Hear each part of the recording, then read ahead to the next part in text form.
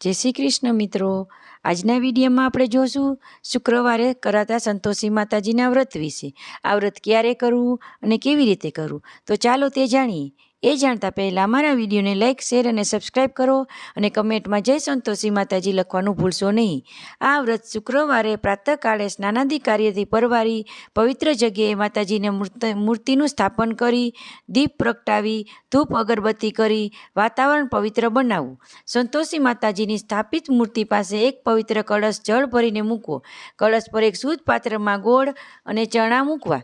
ગોળ અને ચણા કેટલા મૂકવા તે માટે કોઈ મર્યાદા નથી. સંતોષી માતાજીના વ્રતમાં મીઠાઈ કે ફળ ફૂલની કોઈ જરૂર નથી. મા તો ચણા અને ગોળથી સંતુષ્ટ થઈ જાય છે. તેમનું જેવું નામ છે તેવા જ ખરેખર સંતોષી છે.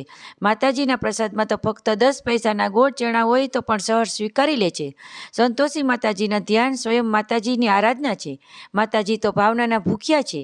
ત્યારબાદ સંતોષી માતાજીની કથા સાંભળવી, જમણા હાથમાં ગોળ ચણા રાખવા, કથા પૂરી થયા પછી એ ગોળ ચણા ગાયને આપવા, થાળમાં રાખેલા ગોળ ચણાનો પ્રસાદ વહેંચવો, કળશનું પાણી ઘરમાં ચારે બાજુએ છાંટવું, વધેલું પાણી તુલસી ક્યારામાં રેડી દેવું, નાગરવેલના પાન સોરી નદીમાં પધરાવવા, શ્રીફળ વધેરી તેનો પ્રસાદ બાળકોને વહેંચવો.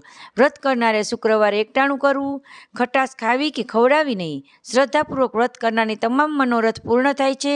જય મા સંતોષી.